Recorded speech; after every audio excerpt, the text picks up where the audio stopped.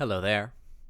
Continuing with Roosevelt's Citizenship and Republic speech, one of the ideas that struck me as important to discuss here comes from the beginning of Roosevelt's speech, where he's talking about how civilizations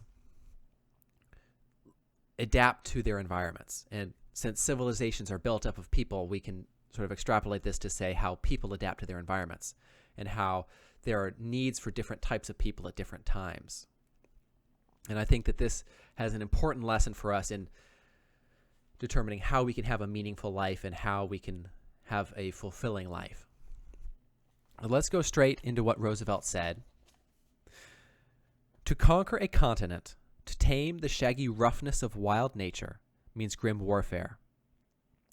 And the generations engaged in it cannot keep, still less add to, the stores of garnered wisdom which were once theirs, and which are still in the hands of their brethren who dwell in the old land. So what is Roosevelt saying here? Well, he's saying that civilizations, and again in the back of our mind when I say civilization, remind yourself that this also applies to people, but that civilizations,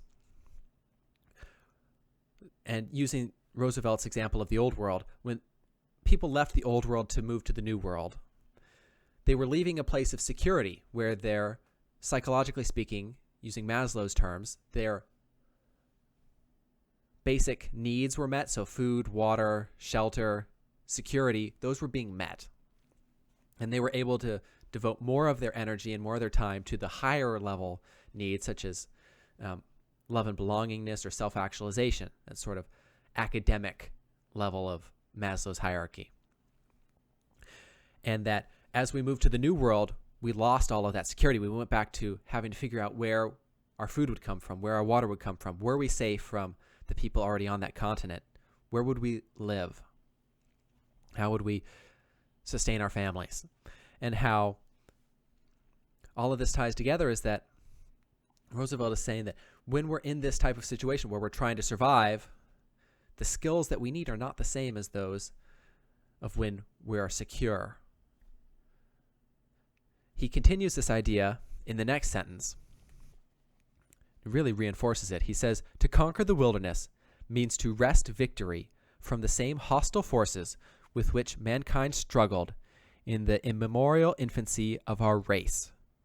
The primeval conditions must be met by the primeval qualities which are incompatible with the retention of much that has been painfully acquired by humanity, as through the ages it has striven upward towards civilization.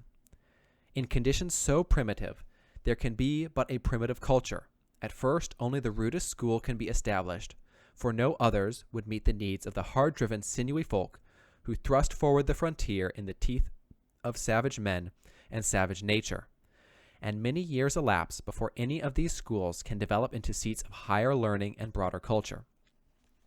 So not only is Roosevelt saying that humans have skills that are good for peace and good for war, as just using war as an example of struggle, could be talking about other struggles, but that when we're in that situation where we are in a struggle or are in a war, that those skills are necessary, that we would not be able to conduct those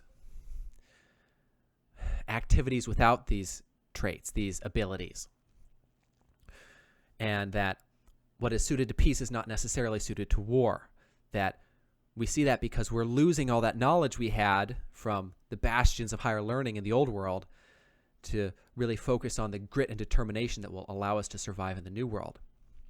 However, this goes both ways.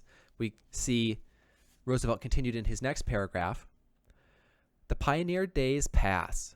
The stump-dotted clearings expanded into vast stretches of fertile farmland. The stockaded clusters of log cabins change into towns.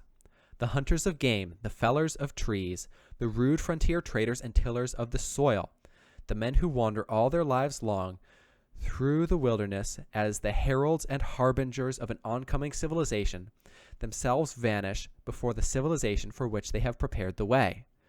The children of their successors and supplanters, and then their children and their children and children's children, change and develop with extraordinary rapidity. The conditions accentuate the vices and virtues, energy and ruthlessness, all the good qualities and all the defects of an intense individualism, self-reliant, self-centered, far more conscious of its rights than of its duties, and blind to its own shortcomings. So we see at the beginning of this paragraph, Roosevelt is talking about how when those rough and tumble people who have cleared the land, when they make it so that their food, shelter, safety needs are met, those people who are higher on the hierarchy, let's just use academics just to pick on them. But when academics come in, then they start to be able to live there. And so they move in and they start to force out those other people, because then the jobs that are available in that area are not for the tough people with the ability to fell trees and till land, but for those who are engaged in teaching children and engaging in agriculture or in trade, commerce. And so we see that these rough and tumble people get forced out, and that they have to find places where their skills are useful, or adapt and begin moving higher up the hierarchy. We also see that Roosevelt is saying that with this change and this increase in security, we start to see an accentuation of the virtues and vices of the civilization, of the people, in that when you're low on the hierarchy, it's difficult to have the same level of virtue and vice. You're more trying to survive. But when you're higher, you have more virtue, so perhaps more generosity, and you're giving to other people, but also more vices, and say perhaps alcohol or gluttony or any of the other topics that you come to mind and that fit in there. And so this continues until we get to where Roosevelt says, as the country grows, its people who have won success in so many lines turn back to try to recover the possessions of the mind and the spirit, which perforce their fathers threw aside in order better to wage the first rough battles for the continent their children inherit. So again, reinforcing the idea that those battles, the struggle for survival, requires these skills and characteristics, and that they are incompatible with the higher level skills, the possessions of mind and heart that Roosevelt is talking about, or mind and soul, rather. And so really we need to balance this. So you need to be able to survive at both, because Roosevelt is speaking globally here in terms of republics, of countries. However, because countries are made up of people, we know that this applies to people.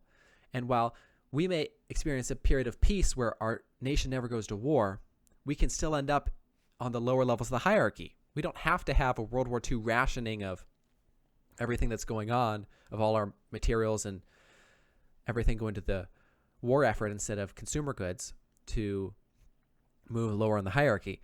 We could end up in a position where we lose our job, where we're in lockdown, where we can't go to work. And so you need to have enough of those skills and abilities to function well there, but also enough that since we're living in a secure nation in the United States, that we can live at the higher levels and have a fulfilling life there, able to contribute to sort of the well of knowledge that Roosevelt keeps talking about. And how do we do this? Well, Roosevelt answers that too. Let me read it to you. He says, "The new life thus sought can in part be developed afresh from what is roundabout in the New World."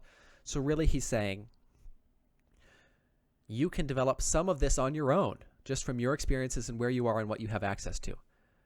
But he goes on, but it can develop in full only by freely drawing upon the treasure houses of the old world, upon the treasures stored in the ancient abodes of wisdom and learning. Such as this is where I speak today. It is a mistake for any nation to merely copy another, but it is even a greater mistake. It is a proof of weakness in any nation not to be anxious to learn from one another and willing and able to adapt that learning to the new national conditions and make it fruitful and productive therein. So, what's the takeaway from all of this? That there are skills that are suited to survival and to where we don't have to worry about survival. So let's say war and peace. That being flexible is important because we swing back and forth, not only as a nation, but as individuals between security and insecurity. And that as we seek to recover from insecurity, moving into security, we can learn some of this on our own, but that we should lean upon the knowledge gained by others. In his case, the old world. In our current case, people who are experts at what we're trying to do. So be flexible and learn from those around you. And if you can't learn from those around you, seek out those you can learn from. I hope that